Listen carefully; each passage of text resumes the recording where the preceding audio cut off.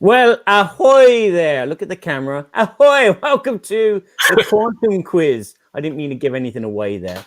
But yes, the Quantum Quiz is my kind of little interview corner where I get guests on and I interview them. But in a quizzical way, because interviews are kind of normally boring, but they're actually kind of fun depending on who you interview. And, you know, sitting watching an interview with Sean Connery is probably more fun than a slice of cheese. But let's crack on. And that was a great intro video, by the way, Barry. I've never seen that. I really was digging that. You never watch my videos, then, do you? I have not seen the intro. No, I will admit I've watched on the Dice Tower, and I mostly watch like the YouTube, like the middle of the live streams when you're like going through and doing the sound stuff. Oh, honestly, I see you more on Facebook in the middle of streams than I do on the videos. Okay, well, there you go. That's my intro. You wait till you see my outro. Ladies and gentlemen, I'd like to introduce to you a friend from over the pond. His name is Forrest Bauer, who owns, well, he doesn't own Bauer's Corner, but he is the man behind Bauer's Game Corner. Ahoy there. How's it going? Ahoy, ahoy to you, sir. He's also a YouTuber, I've come to like quite enormously for his honesty and his speed of banging things out, especially when it's convention season. He's, but wait a minute, we're getting ahead of ourselves here because normally that comes later. Save it for the video, Barry. Save it for the video. Save it for the video. Let's get to the quiz. Okay, this is the Quantum Quiz. Why is it called the Quantum Quiz? Well, I want to make it something fun and interesting, so I based this quiz on the Quantum Leap TV show. Now, Forrest, I love Quantum Leap. There you go. I'm not someone that I watch it from time to time. I used to come home and it used to be on just before dinner, and we catch the end of it, and then he'd zap out. But yeah. So this quiz, Forrest has totally ignored the questions that I've sent him. So he's jumping into this totally blind. And so what it is, Forrest, is I put my guests in the shoes of Sam Beckett, and you are going to be traveling through time, but unlike him, you have a bit of control of where you go, but you're going to have to answer my questions in the realm of how I pose them. Okay. So in this case, you are going to jump into the life of someone from the music industry. Okay. And what I want to know is who you're going to jump into and why you're going to jump into. I'll give you an example you know, number one, keep it clean, because you probably didn't read that on the script. Keep it clean. Okay.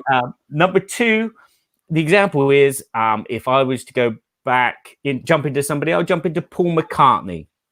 Why? Well, one reason would be to say, okay, I'll jump into Paul McCartney so I can watch John Lennon write music and lyrics and learn from him. So when I jump back into me, I can carry on writing songs in the vein of John Lennon. Or I could jump back into Ringo Starr and be a totally bad drummer. And therefore the Beatles don't become famous. And so when I jump back into me, I don't have to listen to people say, oh, the Beatles were just the best, the pioneers. So I got you. Good or evil? Good or evil, yeah. Are you good or evil? Why would you jump back in time? Would you do evil or would you do good things? There you go. This whole quiz has taken on another life of its own. Now, the premise is I'll eventually come back to my own body, right? Eventually? Yeah. Okay. Okay, yeah. Okay. Wow. That is a really tough one. Like, part of me wants to go Michael Jackson just to see what it's like to be the most popular musician probably of all time, arguably. Okay. Especially as a solo act. But I don't think I'd go there because part of me also really likes partying and that sort of lifestyle. And I feel like Michael Jackson maybe wasn't the biggest into that. So I think I would probably go maybe Ozzy Osbourne. I'd go Ozzy Osbourne. I'm a huge rock music fan. Plus, if I did that, I could maybe restructure how we did Ozfest a little bit because I loved Ozfest, but I didn't love how it was implemented all the time. But mostly, it was just you're one of the most popular rock musicians on the planet, and he was living the lifestyle, which I'd love to check out. Yeah. And so Ozzy Osbourne. Okay, so you'd go from a 0 to hero. In no time flat. Ali. Yeah, did he get it? Did you get that? Zero to hero. Yeah, it's an Aussie song. Oh man, pretty bad. I here's the thing. I know the greatest hits. He was before my time up until his prime was before my time. Yeah. I got him in the 2000s and the 90s, which I still like his newer stuff as well. I think his last CD that he was a really interesting experiment because they use that also as a concert ticket to get you into the last Ozfest. So you bought the CD and it was getting a ticket for it, which I thought was really cool. But I like that CD. But I know mostly his top 40 stuff from his early stuff. Okay, so all your Black Sabbath is kind of Radio. vague. Yeah. Whatever you had on the radio. Okay, no worries. I'm much more of a singles guy for the most part, and just about in general music. Like I adore music and I listen to it a couple hours a day, but I stay on the top level of pretty much every genre. Like I listen to country, I listen to metal, I listen to rock, rap, top 40, but mostly just the singles. Okay, so what is it about the Ozfest that you would change? I mean, explain a bit about the Ozfest because I would have presumed it was just a normal kind of kind of like a Glastonbury, but for metalers. So Ozfest was an all day concert. Like that was the great thing. It would have numerous stages, and you'd see like the smaller bands at the beginning stage, then they'd go to the main stage at the end of the night, and Ozzy would cop everything off. It's just I would have chosen some different bands. I think they went a little too much on the metal towards the end, and not enough on the rock metal, like more of the hard rock, radio rock. And I think that was part of the reason why they had sort of a downfall was just the lineup. I felt it progressively got slowly worse and worse. All right, so they didn't. Oh, go ahead. They didn't have Nickelback then. No, well, that's not hard rock. No, I love Nickelback on a personal level, but I would never want Nickelback at Ozfest. I got my hand up. Yeah, I'm a Nickelback fan as well. I love the sound.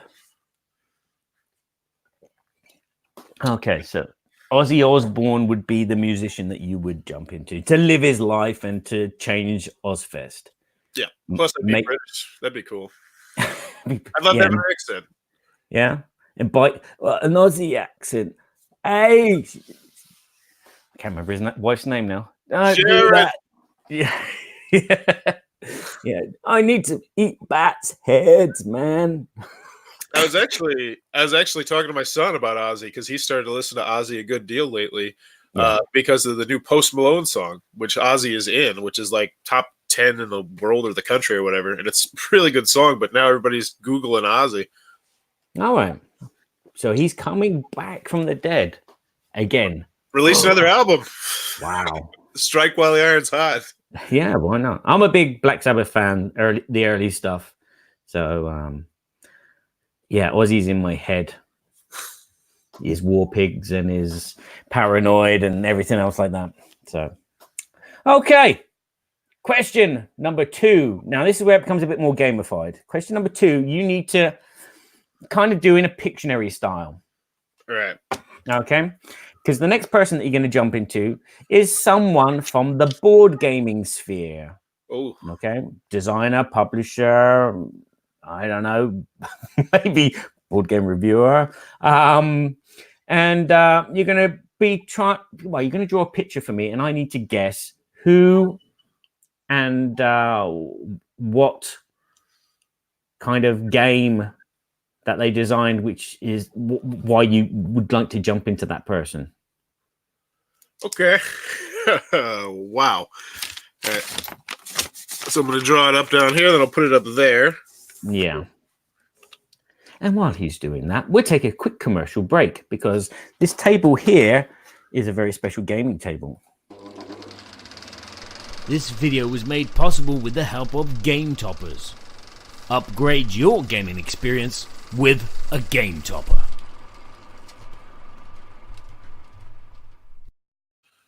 Oh yes, I've upgraded my gaming experience.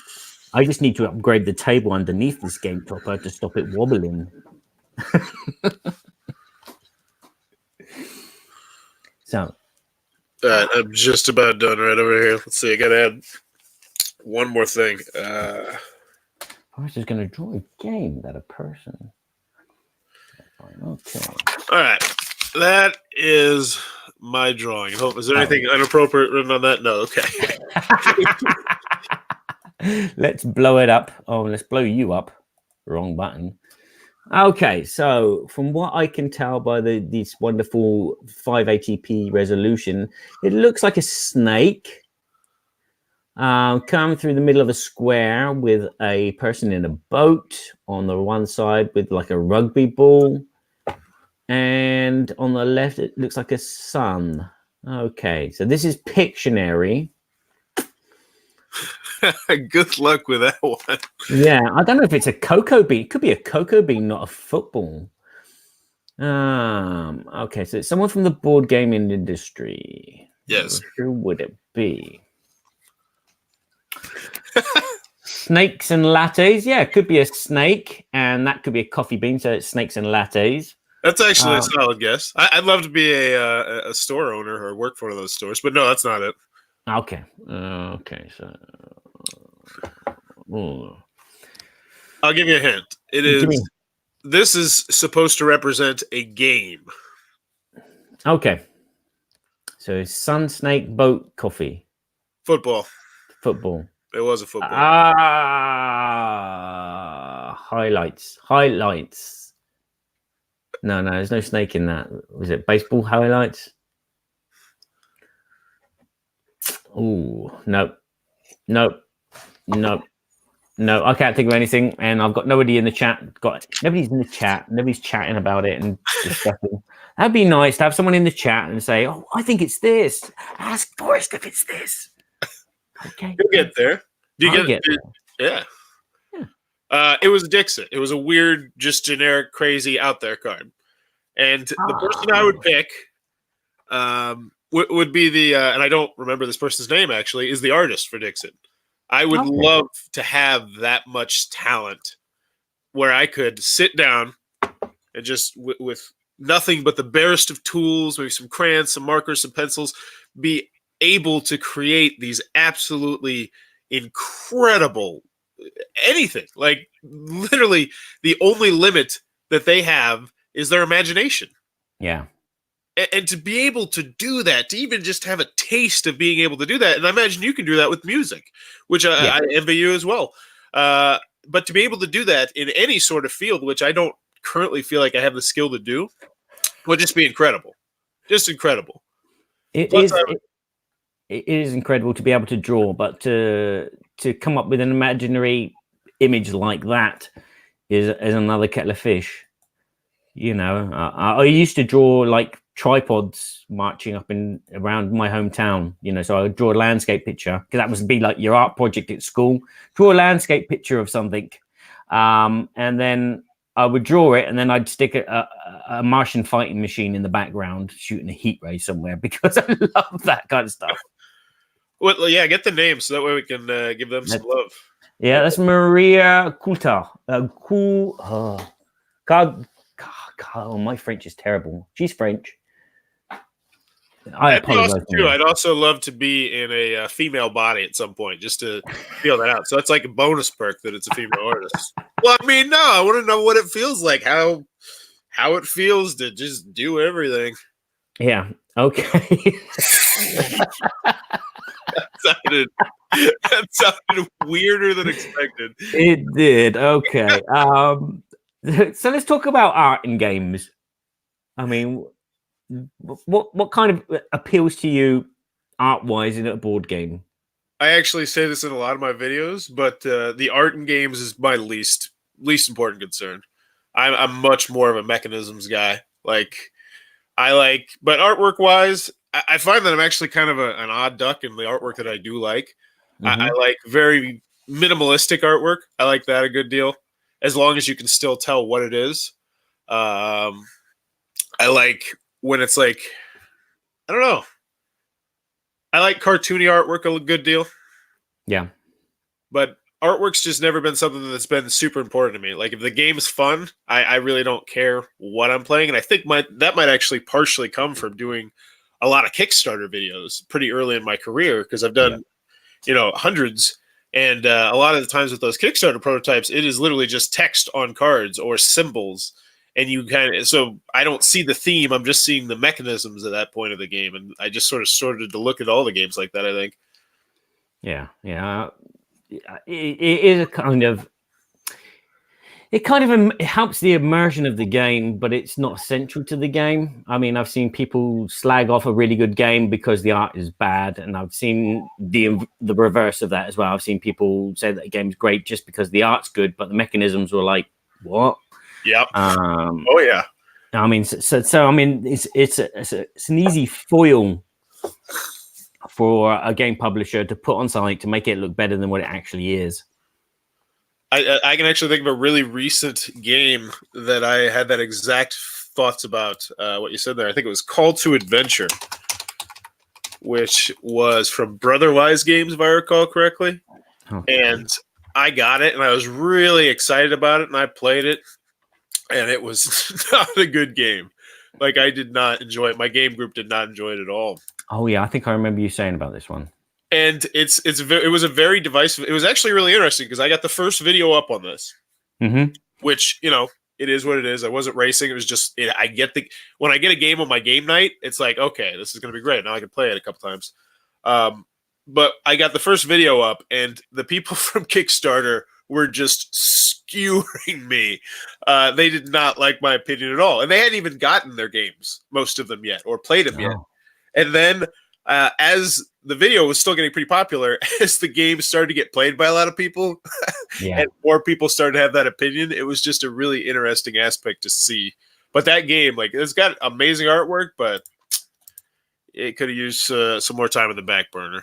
Yeah, it looks like they put some time and thought into like the insert there, and yeah, it does look, you know, kind of like FFG kind of level. But yeah, if the mechanisms don't get you, then a game is kind of like mentally dead to you, isn't it? Really, it is. That's one thing I love about the game is that it might be mentally dead to me, but that might be somebody's legit favorite game. And I just love that about board games. It's like when I meet someone like Lance who's just like, Pandemic sucks, Pandemic's terrible. It's like, what? Wow, it's so good.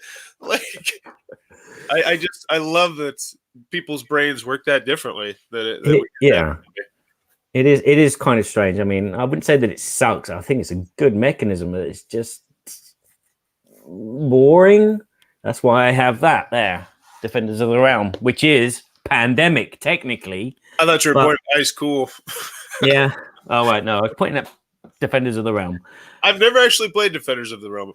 Yeah, it's Pandemic, but it's the theme is a bit more immersive. Again, it's the artwork which helps elevate it a bit. Whereas Pandemic, there's not really much artwork. It's cubes and a map and cards with little, you know, bits of the map on it. Whereas this, you know, you've got monsters, you've got little bits of text as well, you know, about what's happening. And then your quests, as well as, you know, instead of just moving around the board trying to clear up mess, you've got quests which will divert you somewhere else because it might give you an item which will help you clean up a bit better. So that actually sounds really cool. Yeah, it is. For me, it's a Pandemic killer. So I don't hate Pandemic. It's just that it's a great system, but you know, this game kind of improves on it. And I've never played Pandemic Legacy, so I couldn't say if that was better than Defenders. If you like stories, I think it could be, because I mean it's all about the story there. But I'm just really surprised Pandemic hasn't stolen that idea yet of those side quests. I think that would be brilliant. Introduce like tools to it, where you could tuck it underneath your card. Man, get on that, Z, man. A researcher in India has now discovered something which will double the amount of cubes that you can cure per visit. Yeah, and then someone's got to make their way all the way to India and Delhi and pick it up, and then they've got this extra power. Plus, it could just be a persistent mission too, where maybe you don't focus on it, but if you're ever in the area, you scoot by. Yeah, I think that's a really dang good idea. Yeah. So your answer was to jump into an artist's body. In this particular instance, Maria from who designed the art for Dixit, because you like you'd like to be creative in that way. Yeah. Okay. Brilliant. So we're going to move on to your section now, where let's talk about you in your game. No, I haven't changed the text on these banners. I got a game. Every game design. I think everybody who plays games got a game in the back of their head. Yeah. Like if you play a lot of games, I think it's just natural. You'd be like, hey, yeah, I wonder if the big game. But yeah, I'm Forrest Bauer. I do YouTube reviews. I've been doing that for 6 or 7 years. And I just started doing it because I was just so excited about the hobby and I didn't have anybody to talk to. I was sitting in a studio apartment. Actually, if you go to my first video, you see it. I was in a studio apartment and I just wanted to talk about board games. My wife was at work because she worked at Kohl's, and it was like, I need to talk about board games. I need to talk. So I'm looking at some YouTube videos and I see Tom Vassell. And I'm like, wait, this guy's on YouTube and he's just sitting there. Yeah, Bacchus. He's just sitting there talking about board games. And I was like, I could do that. So I sat in front of my laptop computer, which was balanced on my TV stand, as I tried to do a perfect take on a webcam with no microphone. And that was what happened. Yeah, I'm balancing it. And it was just in my studio apartment. And that's how much I wanted to talk about board games. And that's just how much I've always been excited about it from the beginning to now even. And it never, since I've made a lot of changes in how I run my channel, it never really feels like work anymore. It always still feels like I'm enjoying what I'm doing because of the choices that I've made. Because I've learned a lot. I've gotten close to getting burned out a couple times. I unfortunately burnt my wife out on board games. Yeah. Thanks to Kickstarter, I used to do Kickstarter videos for completely free. You just had to send me a copy of the game when it came out. Yeah. And they would send the rules, and my wife insisted on reading the rules. And she got really frustrated because she thought I was not the best rules teacher. She's like, no. I think you're doing something wrong. And then so she would insist on reading the rules, and I think that's part of what burned her out. Oh dear. But reading bad rules. I do reviews most of the time. I also do family watch it played videos where I teach my kids how to play the games, which it's my new favorite segment. It doesn't get watched that much, but it's going to be great for when I get older because it's essentially just a video of me playing a game with my kids. Yeah. And they're 3 and 6, so we run into all sorts of fights and whining episodes and crying and hitting, and I'm dealing with those situations. And like I've gotten to the point now where I pan up the camera so I can talk just to them, and it goes away from the focus on the game, but actually like the human era and the human aspect of it. And my grandma actually started to watch some of the videos just because it was her grandkids, playing a game, and she liked watching that, and they enjoy getting on the camera. And I think that as part of my renewed zeal is just that my son is 6 now, and he's really getting into board games. And I'm not pushing him too hard. Like, we're not doing Agricola. The most difficult he's done is Pandemic, but actually the Time of Legends Destinies. I played it with him. I played it myself, and I was like, man, this is really simple. I could teach this to Sean as long as I read him the text. Yeah. So I let him play an entire game of it, about an hour and a half, and he was just completely enthralled with the story and exploring and choosing his own adventure. And he shot a video where pretty much I just interviewed him and talked a little bit about the game, but just he talked about his story, and he loves being on camera. So I don't see myself slowing down anytime soon. Yeah.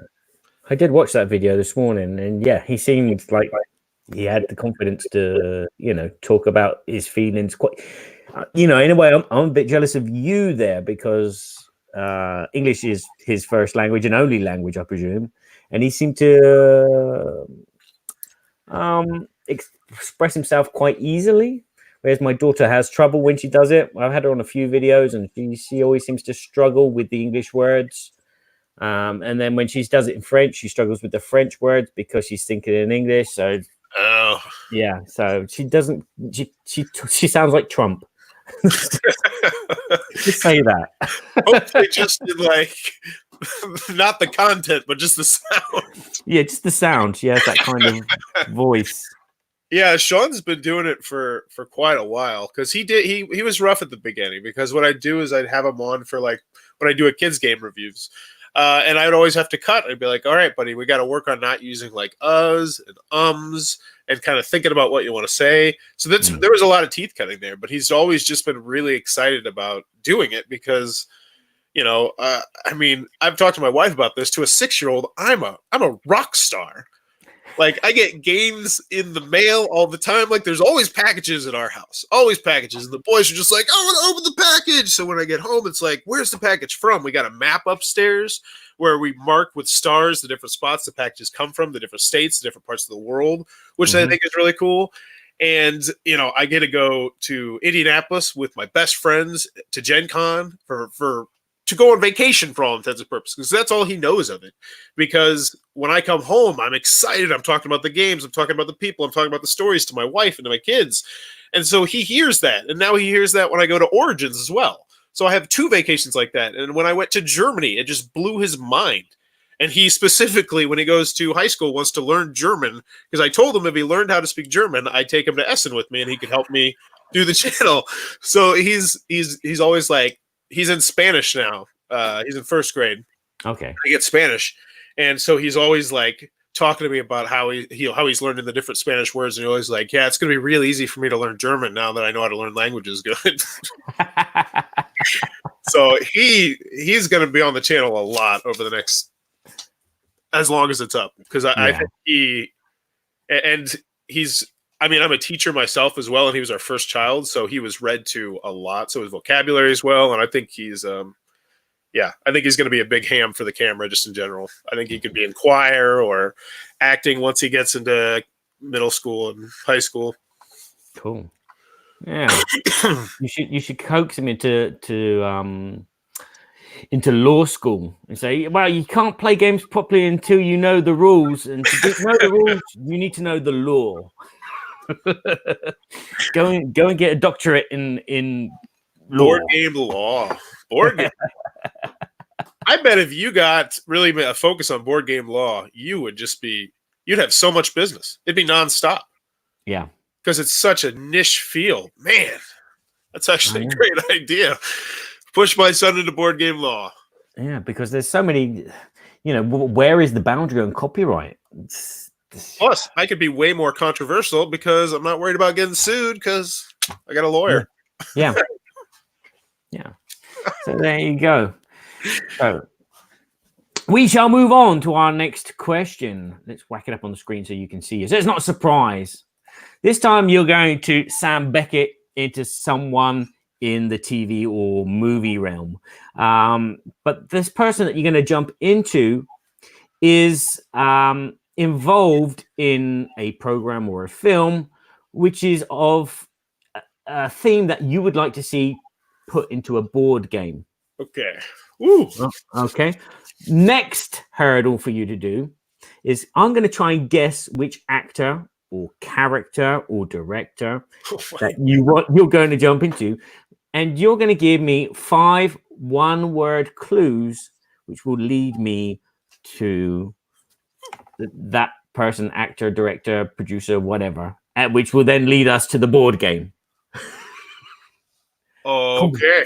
Convoluted or what? And I'm not wearing a safety net. I didn't read the script. I should read the script on this one. I did warn you. All right, so I'm going into this, and I need to pick some sort of person or movie or TV show or something in that line that I would like to see turned into a board game.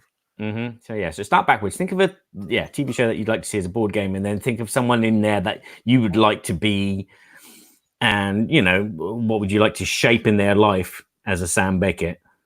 Oh, this is going to sound so cliche. And I swear this is not because of the show. All right, I got it. I'm ready. So now I've got to act it out. No, you got to give me 5 one-word clues, and I'm going to try and guess in between each one. Okay. Let's make this fun. I'll start off with the bad clues. All right. Okay. Sam. Sam. Okay. Could be Cheers. Yeah. No, so it's not Ted Danson. Cheers board game. That would be what the hell would that be? I made a joke about that somewhere last week as well. Cheers the board game. I can't remember where I put it. Maybe on Facebook. That sounds like a really bad mass market party game. Yeah, but you got to make the bar populate by enticing that Norman into your bar who like knows everyone, who will invite other people, which will generate the numbers of clients that you have, and then hire the right staff, which will be friendly enough, because some of the staff are not that good, But anyway, I'm rambling now. There's a game in me. See, just as and they just I'm an ideas person. I'm not a designer. I'm an ideas person. Yeah. All right, clue number 2, cigar. Sam, cigar. Humphrey Bogart. No. No. Play it again, Sam. No. Although he never said that. Clue number 3.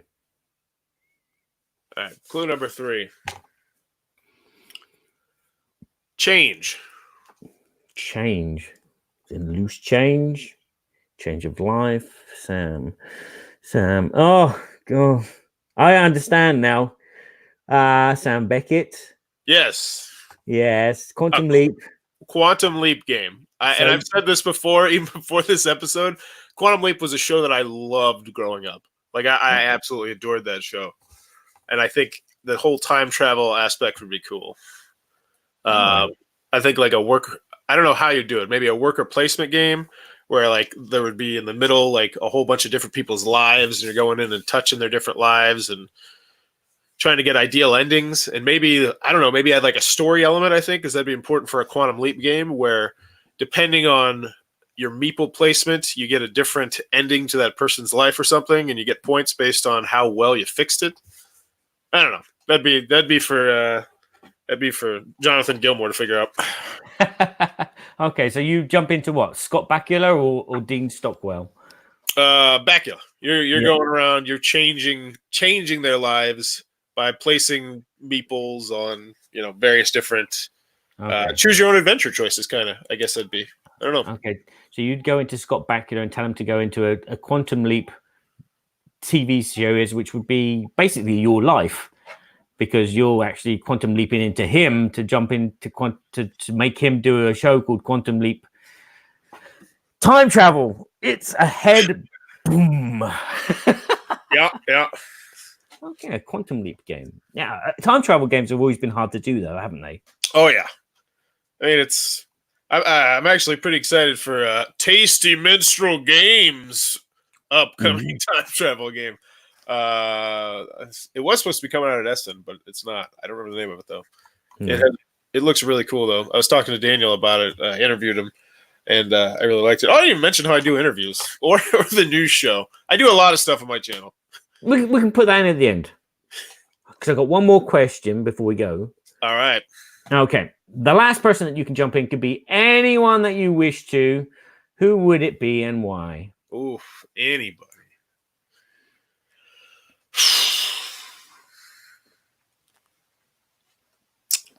Part of me wants to say the billionaires that run the country, like the Illuminati, like in my country, the Koch brothers, something like that. Part of me wants to be one of those multi-billionaires, has so much money you can literally buy or do anything you want. The type of people that can commit murder and get away with it.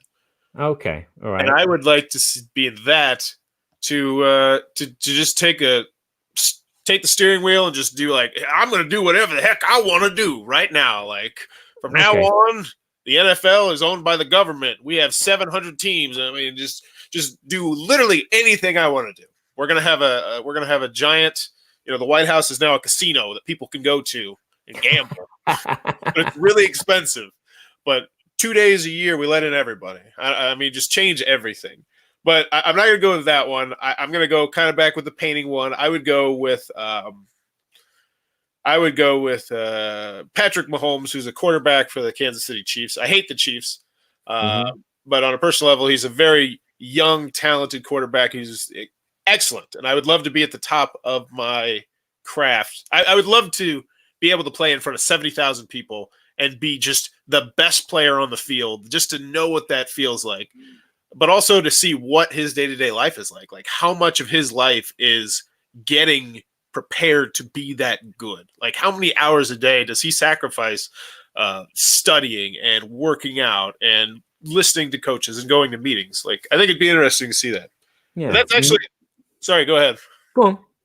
That's actually something that I think is going to be really interesting in the future. And I think it's going to be a big thing in VR eventually, is someone's just going to record their life. People are going to record their lives. It'll be like a day in the life of an NFL star, or movie star, something like that. And they're literally just going to put on some high-tech glasses, and they're going to record, aside from like the bathroom and stuff like that, a whole day of what their life is like learning what Tom Cruise's life is like the day of, the Oscars. Just take me through that whole day.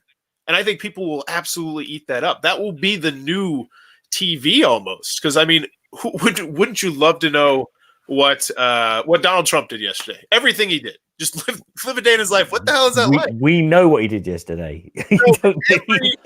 Every minute detail. I want everything. But so that's you my see futuristic talk. Twitter and Facebook merging together and creating a fly on the wall website where you can just, with YouTube, and see through their eyes kind of thing. Yeah.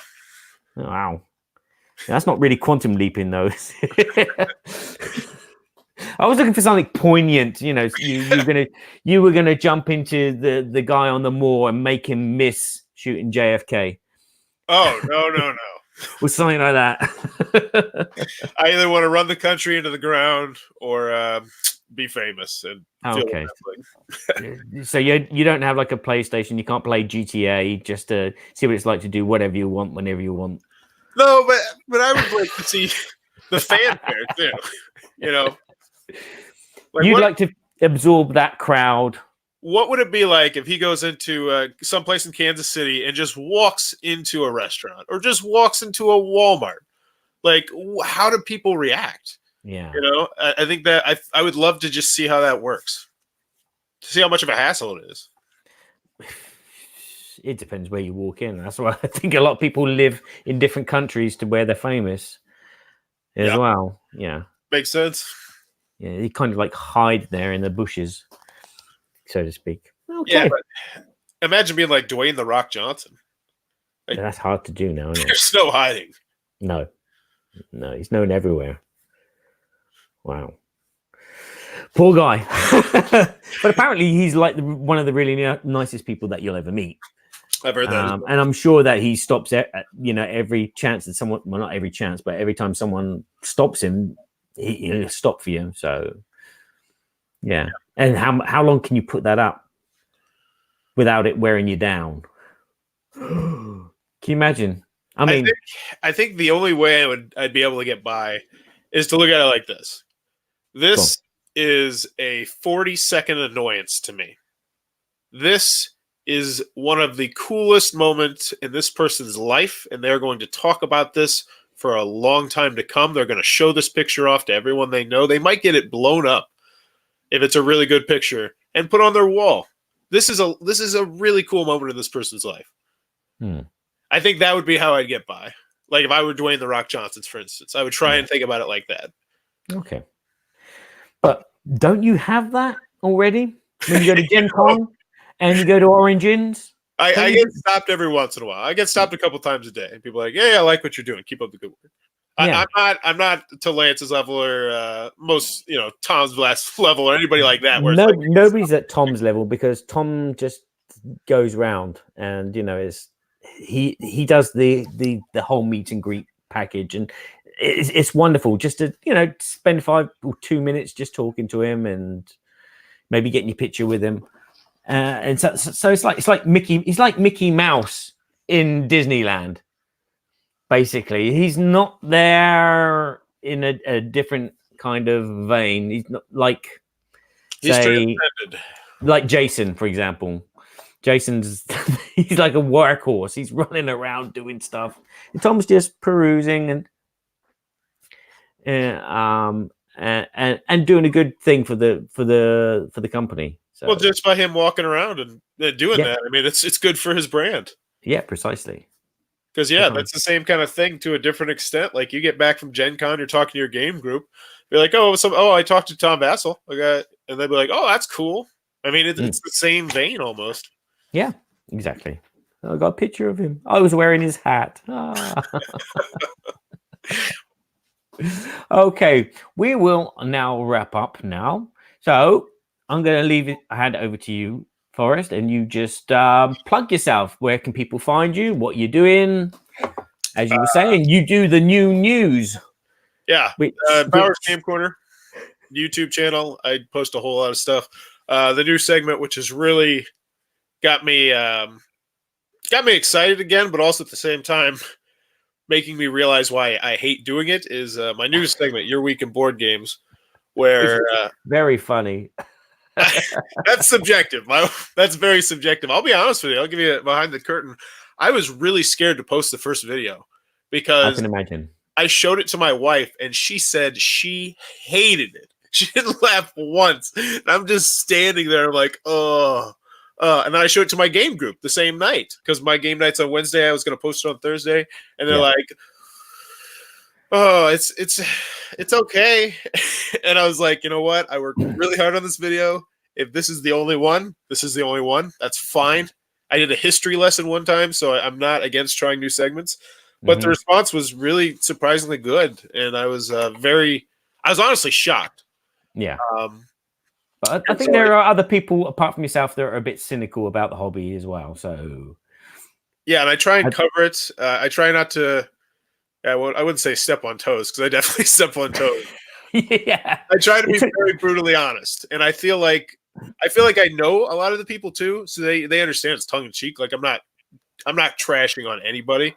It's just I'll study the news and I'll find something of like it'd be funny. I think this is something that could work, and then I'll work it out. And part of that, I think the appeal of the show is the fact that it's audio video. So I got all the funny images showing up. So maybe the joke might not make you laugh, but the picture along with the bad joke might do it. And, It's like a fake audience applause. It's with canned laughter. That's the one. Yeah. But I'm doing that and then just reviewing. So check it out or don't. I mean, you're not far.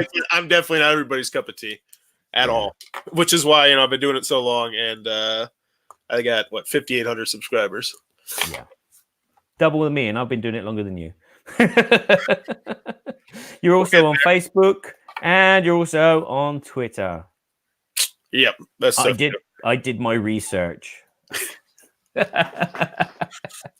Well, I just clicked a few buttons. That's what I did.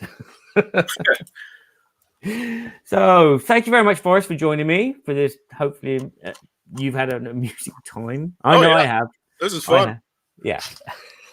And hopefully, this is going to be one of those shows which takes off eventually when I get 2 subscribers. Yeah. Yeah, this is really cool. I'm gonna have to watch some of these. No, but like I said, I normally just catch the streams that you do, so keep those up though. I think those are really interesting.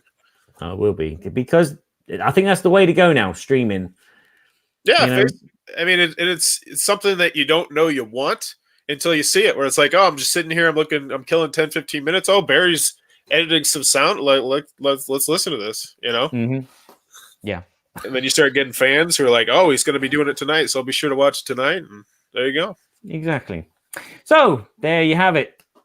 Where else can you find all my videos? You can find them on BoardGameGeek.com. Not Board Game Geek. Yeah, I'm on Board Game Geek as well. But you can find all my stuff. There's a logo up the top there that says BoardGamesEverybodyShould.com. That's where you should go to check out all my interviews, board game reviews, board game music, Breaking Badger Board Game Babble podcast. And if you like reading in French, there's also some French reviews there as well.